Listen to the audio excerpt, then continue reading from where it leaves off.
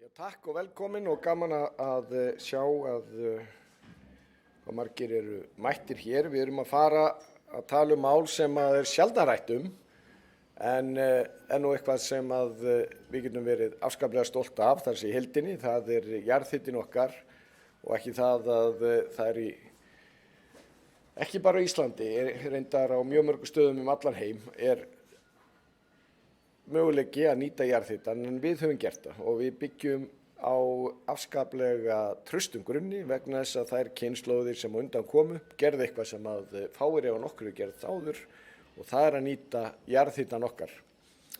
Og við erum hér samankomin, ég og Árni Magnússon, forstjóri Ísor, og við ætlum svona aðeins að fara yfir aðalega hvað við erum búin að gera. Vegna þess að oft eru blaðamannafundir þar sem menn er að segja hvað þeir ætla að gera. En hér erum við að segja hvað við erum búin að gera. Við erum líka að bæta hvað við ætlum að gera til að halda því áfram. En við erum, og það er kannski gott haldin blaðamannafundinu það, við erum að segja góðar fréttir. En fyrst svona örlítið að forsögunni, að þegar við komum hér inn þá áttum við okkur alveg á því að hér væri miklar áskoranir, sérstaklega þegar kom að grænorkumálum og ég ætla nú ekki að fara í gegnum þær allar hér. En það hefur verið í forgangi hjá okkur, en ég skal viðurkenna það vegna þess að það var hvergi í almennu umræðu að þá áttaði ég mig ekki á því hver væri staðan á hitaveitum landsins. Og reyndar að vera þannig að ég var á vinnustæðaheimsókn í Ísor þegar að forstjórinn og fleiri voru að vekja athygli mín á því að þetta væri nú ekki alveg gott eins og menn héldu.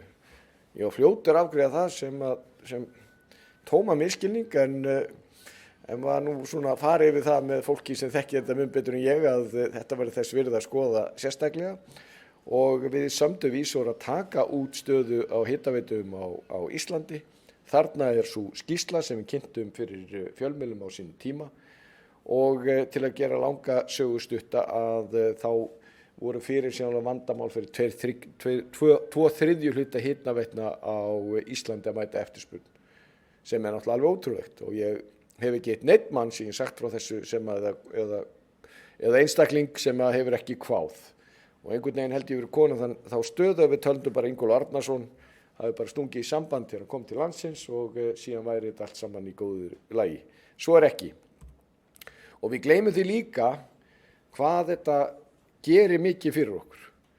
Og því að þetta er auðvitað græn lausn, náttúrunni hagfelld og þetta eflir gæði samfélag á svo margan hátt. Okkur er svo fullkomlega sjálfsagt að fara í sund á köldum dögum. Það er reyndar ekki sjálfsagt lengur á höfuðborgarsvæðinu, það er bara á Seltjarnarnesi held ég sem við getum gert það. En sem er svolítið sorglegt, því að við flest viljum fara í sund þegar kalt er úti, allavega mörg. En svo er þetta náttúrulega einstaklega efnahagslega hagkvæmt og þetta eykur bara lífsgæði á okkar eyju sem stundum er svolítið köld.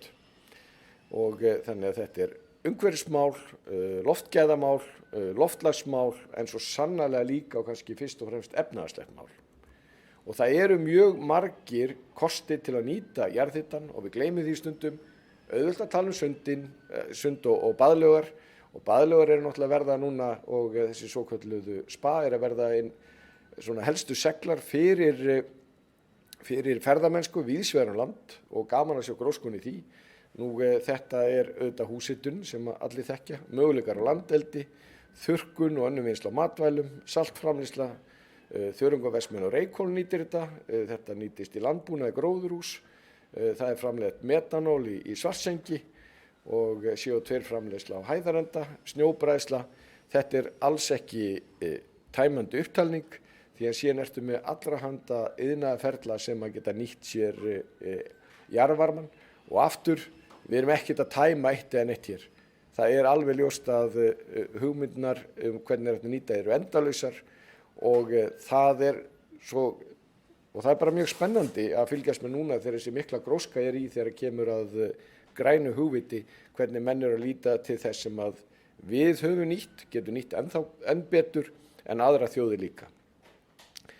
En út af því sem að hér er verið nefnt, út af því við áttum okkur á stöðunni, að þá lögðum við áherslu á það að fara í jarðhitaleita átak og það er allavega fyrsta alvöru jarðhitaleita átakið á þessari öld sem að ég held að komi nú mörgum óvart. Ég held að flestir eru að halda að við værum alltaf að rækta þessa auðlind og við værum að að leita heitu vatni og sjá til þess að þetta væri sjálfbært og gott.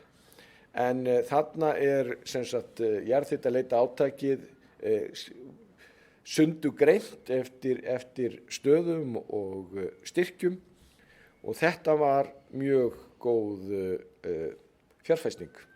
Enda færðist hiti í leikinn. Mér finnst þetta svolítið gott. Allavega, já. Og menn eru búin að vera núna að finna jarðhita á köldum svæðum og það og sumt hefur komið virkilega óvart. Og það var áhugavert að sjá þegar að heyra í bæjarstjórn á Ísafirði sem að sagði við erum búin að finna gull. Því að þetta gull og það gríðarlega mikilvægt fyrir Vestfirði og sérstaklega Ísafjörð sem að margir búin að töldu að væri nú ekki hægt að finna heitt vatn. En meðal annars vegna þess að Ísor alltaf að þétta þekkingarnet sitt og síðan út af sömuleiðis frumkvæði Orkubús Vestfjarða að þá fannst það og það auðvitað einstaklega ánægjulegt. En núna ætla ég að hleypa Árna Magnússyni að því að hann nú komin í svona meiri tækniútfærslunar, rannsóknir og boranir og ég held að það sé þá best að sá aðili sem þekki það best að hann leiði okkur inn í það og ég ætla svona aðeins að setjast niður með okkur á meðan. Gjörðu svo vel, Árni.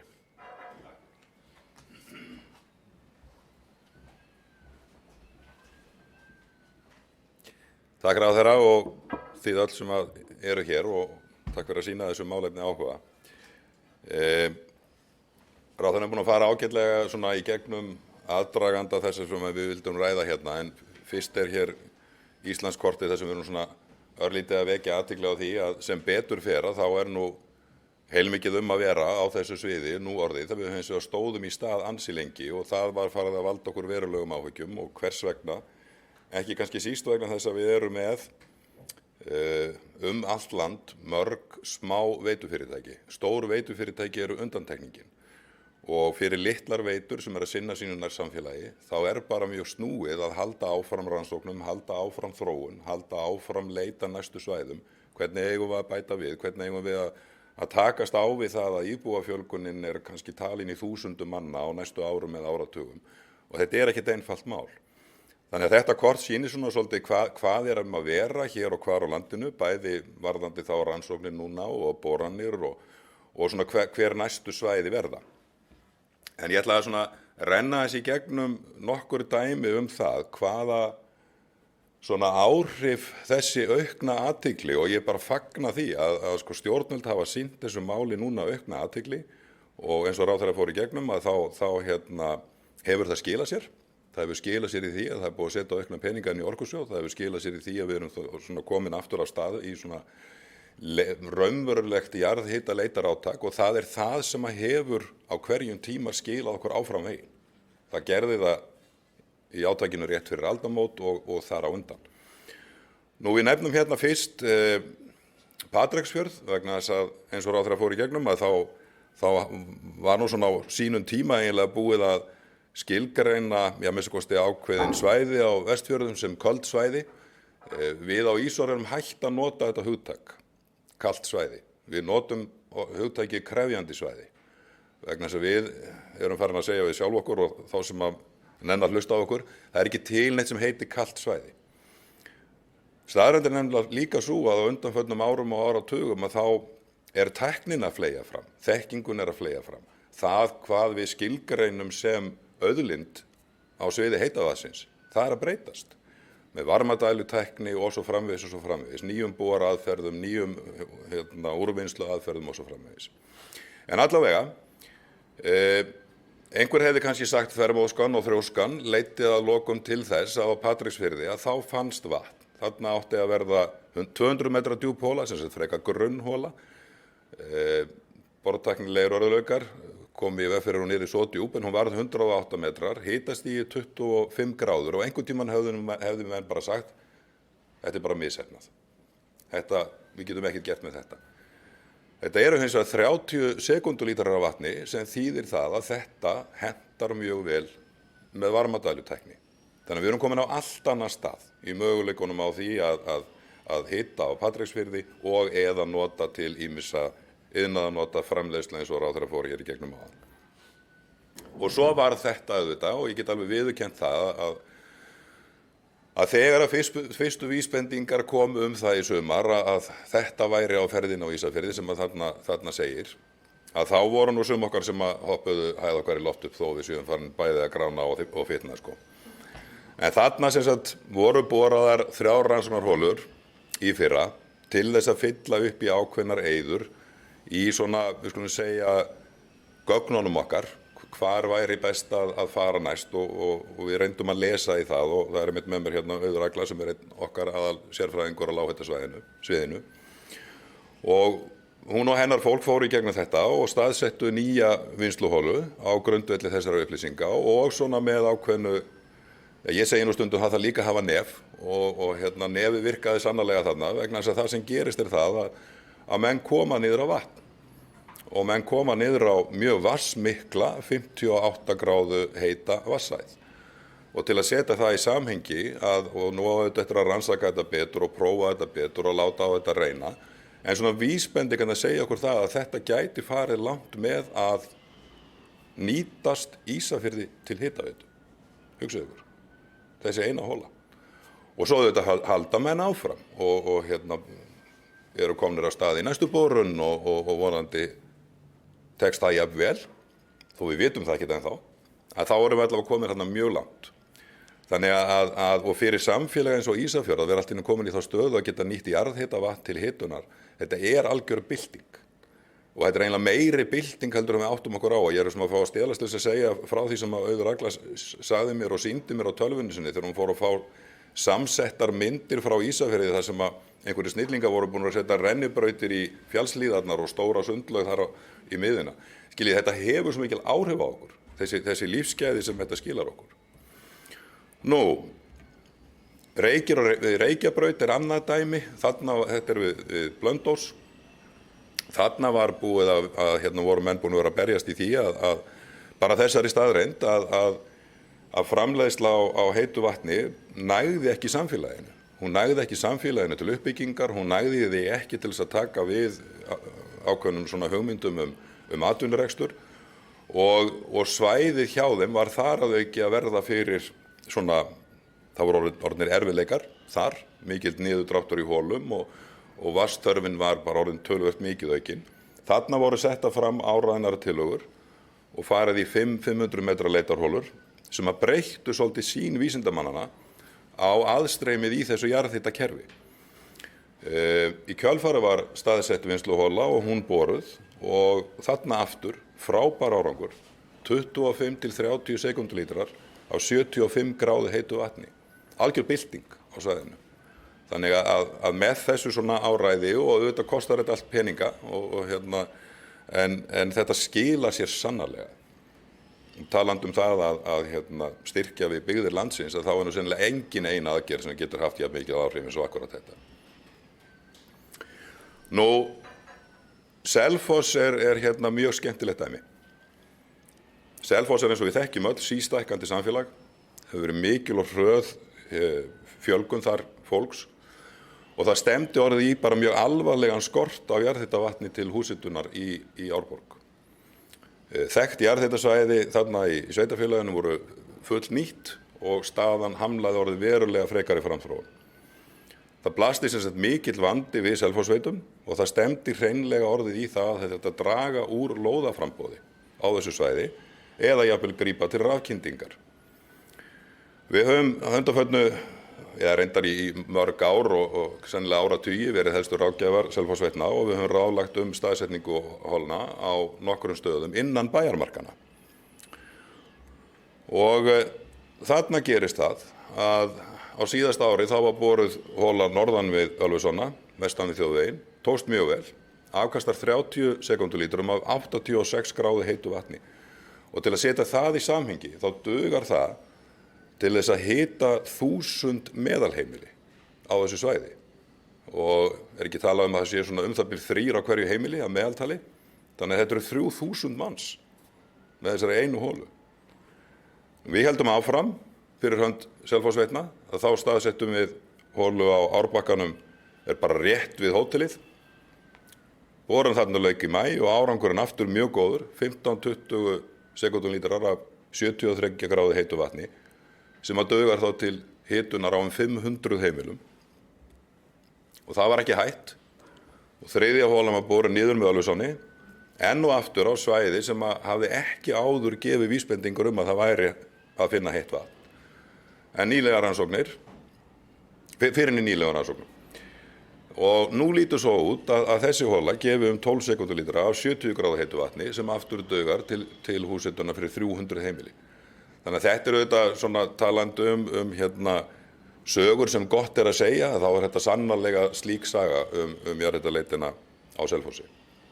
Og svona fyrirtæki eins og Selfossveitur eiga auðvitað hrós skilið fyrir að setja undir sig hausinn og þá sama á við Orkubú Vestfjarða og hérna sveitarstjórnarmenn og veitufólk norður á Blönduósi og bara allt land að gefast ekki upp og við höfum stundum sagt að þetta krefst líka hugrekkis og pínu þrjósku. Nú, en það sem okkur langaði líka að ræða er staðan á Reykjanesi og kannski ekki síst. Þegar að Njarðvíkurlögnin fór í sundur í vetur og lögnin sem að flytur heita vatni frá Svartsengi í byrjun febrúar, þá var auðvitað ljóst að það sem við óttumst mjög mörg, það var orðið að veruleika. Og Suðurnesin voru heitavatnslaus og alveg ljóst að meðfram viðgerð á lögninni að þá yrði að leita allra leiða til að leysa vandann til framtíðar. Nú stjórnvöld með almannavarnir í fararbroddi fólu okkur hjá Ísor að gera tillögur sem að gætu falið í sér einhverja framtíðarlausn og með samvinnu við orku- og veitufyrirtækin, verkfræðistofur og borfyrirtæki, þá var það á fáum dögum til áætlun leit að lághita á svæðinu. Ég fjalla sérstaklega þetta hérna, það voru þetta margar aðrar leiðir og möguleika sem fólk velti fyrir sér, hvernig mætti svona bregðast við ef að til kæmi sannkalla neyðarástand af þessum orsökum. Nú það ákveðið að ráðast í jarðhitaleit og við höfðum þarna hjá Ísor þegar verið svona byrjuð að móta hefðbundi lághitaleitarverkefni fyrir HS Orku í nóvember í fyrra, en það verkefni var hins vegar ekki hafið og yfirleitt hefði svona verkefni tekið einhver ár. Sem sagt að fara í svona rannsóknarverkefni hefði tekið einhver ár. En í febrúar 24 þá komin upp grafalvarleg staða og frá þeim tímapunkti þá vinnum við þetta sem neyðarviðbragð. Við sáum alveg fyrir okkur að þetta myndi í besta falli taka einhverja mánuði en að setja öllu jöfnu tekur þetta mun lengri hita. Og það er svo merkilegt að þekking á lághita á Reykjanesi var mjög takmörkuð. Það höfðu nánast engar rannsóknir átt sér stað á lághitanum, né boranir síðan að vinnslan í Svartsengi hófst og það var því við lítil gögn að styðjast. En það sem við höfðum, það var dregið fram og hérna farið í að rýna og reyna að átta sig á því hvað geti mögulega verið í stöðunni og sett saman skýrsla í snar hasti. Við staðsettum 3 þar sem við köllum djúpar rannsóknarholur, 1500 metra djúpar holur. En það var ákveðið strax í upphafi að bora þær með þeim hætti að það væri mögulegt að nýta þær sem vinnsluholur ef að vel tækist til. Og þær eru sem staðsettar út frá jarðfræðilegum vísbendingum með nálað við innviði og náttúruvá í huga. HS Orka steig fram og leiddi þetta verkefni frá upphafi fyrir hönd almannavarna. Ræktunarsamband Flóa og Skeiða kom svo með bortækin og borun var eiginlega hafin á Njarðvíkurheiði nánast innan fárra daga. Og svona talandi kosti lítil samfélags að þá komu þeir mjög vel í ljós í þessu verkefni. Fyrsta holan, hún var staðsett á Njarðvíkurheiðinni, borun lauk þar í maí og hún var 1665 metra djúp. Þarna fundust æðar í holunni, rétt ofan við 600 metra. Þessi hol að gefa okkur 25-30 sekúndulítra af 30-35 gráðu heitu vatni, hugsanlega 40, og aftur í einhverjum tilvikum og þá hefðu mönnum fallist þarna hendur og sagt að þetta algjörlega misheppnað. En það er svo langt frá því. Vegna munurinn á því að nýta 4 gráðu heitt vatn og keyra í gegnum varmadælur eða 35-40 gráðu heitt vatn er ótrúlega mikil bara þegar kemur á orkunotkun, þó ekki væri neitt annað. Þannig að það má nota þessa holu með varmadælutækni og hægt að nýta hana í neyð fyrir nú utan iðnaðarnotin sem væri hægt að hafa af henni. Í heildina segjum við ágætur árangur að borun þessari holu. Þá var komið að þeirri næstu. Hún var staðsett á Miðnesheiðinni, á Rossmhvalanesi, eða eins og við segjum nú til Hæðarauka í Rockville. Og þarna lukum við borun 14. júní og þessi hola var 1300 metra djúp rúmlega, helstu æðarnar þarna á rúmlega 400, 500 og 600 metra dýpi. Og þarna kemur í ljós í blástursprófi hjá okkur 30 til 40 lítrar á sekundu í skammtímaprófun, lítill niðurdráttur. Þetta frábær hola og það eiginlega óhætt að segja það, þessi hola fer bara svona í hóp með Íslandsmeisturunum. Þetta bara eina af bestu svona lághita holunum sem við þekkjum. Og hitinn enn að hækka í lok prófsins og líklegt að þarna verðum 70 gráðu heitt vatn, 30 til 40 lítrar. Og til að setja það aftur í samhengi. Þetta eitt og sér, þessi eina hola, gæti farið nærri því að anna allri heitavatnsþörf til dæmis í Suðurnesjabæ. Þessi hola með dælum gæti haldið Suðurnesjunum frostfríum. Og þess vegna segjum við erum komin að einhverju leyti fyrir vind í þessari neyð. Og svo tala ég nú ekki þegar þetta fer allt saman að spila saman. Þriðja holan var svo boruð og við héldum dampi og ég ætla aftur að segja stjórnvöldum til hróss að þá hefði nú einhver sagt þarna eftir borun á holu nr. 2 að þetta ekki bara fínt, ef ekki að spara þessar 100 milljónir sem að nú eru eftir sko. Og við vorum öll sammála það að þetta klára þessa áætlun, klára bora þessar 3 holur vegna þess að hvað sem kemur út úr því, þá vitum við meira og við vitum betur hvað við að gera næst. Og það sem borað þarna hola sem var 1200 metra djúp og það kemur gríðarlegt magn af vatni upp úr henni. En það hins vegar ekki nema 18,5 gráðu heitt vatn. Þessi hola boruð líka á Njarðvíkurheiðinni. En aftur, þetta mun sannarlega nýtast og við vitum miklu meira svæðið. Ef við draugum þetta aðeins saman, þá árangurinn af þessum rannsóknarborunum vel umfram væntingar. Rannsóknarholurnar eru allar nýtanlegar, hver með sínum hætti og þekking okkar hefur stóraukist á svæðinu. Með þessum holum þá má halda Reykjanesbæ, Vogum og Suðurnesjabæ og frostfríum og líklega annað eðlilega lágmarksnotkun til lengri tíma. En við segjum líka, það þarf að halda áfram, það þarf að halda áfram að rannsaka og með því munum við betur geta metið hvað svæðið undir hverju svæðið stendur og hvað hægt að gera. Svæðið við Rockville segjum við að sé mjög efnilegt til borana, áframhaldandi borana og líklegt að vinnsla þaðan gæti orðið mjög mikilvægur þáttur í orkuöflun í Reykjanesbæ og Suðurnesjabæ í náinni framtíð. Og auk möguleika á húshitun gefur þetta vatn úr þessum holum, það getur nýst í ýmiss konar atvinnustarfsemi. Og bara til að segja það, að þá eigum við núna í samtali við sveitarfélagið Voga svona næstu skref hvað varðar það sveitarfélag. Aðeins framtíð lághitans þá á Reykjanesi. Næstu skref okkar mati eru mælingar í holum, útfærsla á dælum, varmaskiptum, lögnum, svo holurnar verði tiltækar til notkunar og vinnslu þegar og ef að því kemur. Það þarf líka að tryggja og hefja frekari rannsóknir til að tryggja að Vogar hafi aðgang að heitu vatni til framtíðar. Þetta nýtist heim við neyðari viðbragð eins og öðrum en það þarf að huga að framtíðinni þar líka ef það hættir að berast vatn frá Svartsengi. Þetta verkefni fyrsta skref í lágheitaleit á Reykjanesskaga og við erum óralangt frá því að ná heildaryfirsýn yfir möguleikann á svæðinu. Það þarf að halda áfram að rannsaka og mikilvægt að þetta tefjist ekki. Svo ætla ég að nefna hérna svona eitt til gaman svolítið, vegna þess að ég sagði í upphafi að hafa menn og konur verið að velta fyrir sér alls konar möguleikum, hvað hægt að gera ef og hvað hægt að gera ef. Og það svo gaman að því að það gerist ekki bara inn í ráðuneytunum eða stofnunum. Starfsmenn Hvals HF voru farnir að velta fyrir sér í vetur. Eitthvað sem við getum gert. Það vill nefnilega þannig til að það eru gufukallar borð í hvalbátunum. Og þeir voru svona búin að velta yfir þessu vöngum og töldu að þetta gæti verið eitthvað skemmtilegt á ferðinni. Og svo vildi svo skemmtilega til að við hittumst í fermingarveislu við Kristján Loftsson og í framhaldinu þá reiknaði því stórit út. Og ég segi þetta svona bæði til gaman sem líka vegna þess að þannig raunverulega það þannig að þessir 2 bátar gætu nýst svæðinu í neyð og haldið í frostfríu. Þannig að það ýmislegt sem að fólki dettur í hug og aftur stjórnvöldum til hrós að þá studdu þau við við þessar útreikninga og þetta er sem sagt niðurstaðan að þarna væri hægt að nýta þetta, þannig að hjálpin getur stundum komið úr óvæntum áttum.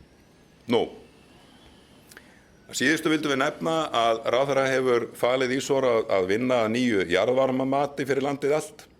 Það eru 40 ár síðan að svona mat var síðast unnið með heildstæðum hætti. Í þessu gjöfula land okkar þá eru meira en 200 þekkt jarðhitakerfi og síðan þetta síðasta mat var unnið, þá hefur bæst mjög mikið við af borholu og vinnslugögnum til að styðjast við, auk þess sem að almenn jarðvísindaþekking henni hefur fleytt fram og tækniframþróanir hafa auðvitað á sér stað líka.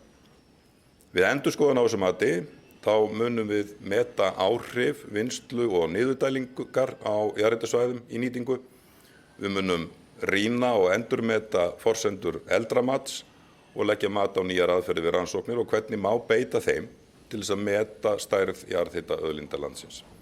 Og við væntum þess að þessu ljúki núna á næstu mánuðum. Þar með held ég ráðherra að ég hafi lokið mér af og þakka fyrir.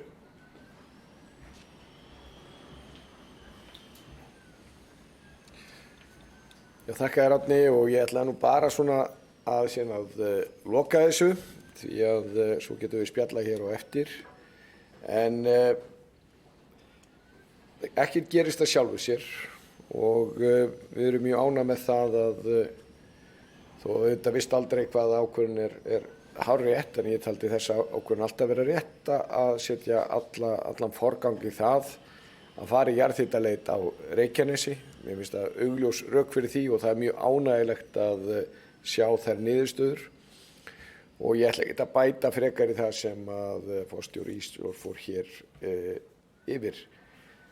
Aðalatriðið er þetta. Aftur að þá er bara hvíta gullið að gefa. Og það að við skildum fara í þetta jarðhitaleita átak, það hefur bara skilað sér margfalt nú þegar. En við erum ekki hætt. Því að við höfum ekki notað allt það sem að jarðhitin gefur okkur og þá er ég að vísa til þess að það eru svo margvíslegir möguleikar aðrir heldur en við höfum séð fram til þessa og þó höfum við séð mjög mikið og það er ekki bara síðustu áratugum eða árhundraði heldur ef að menn skoða Íslandssöguna þá voru nú þeir sem mættu hingað að þeir fóru nú fljótlega að nýta sér þetta til allra handa hluta.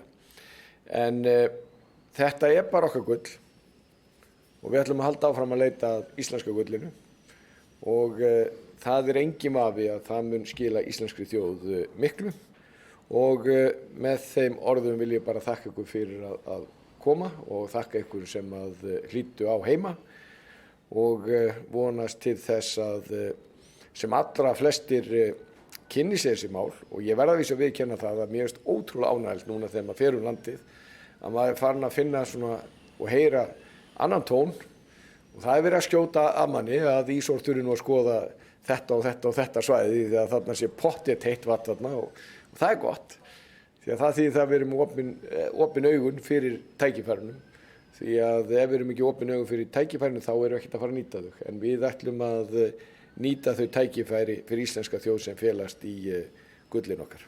Takk.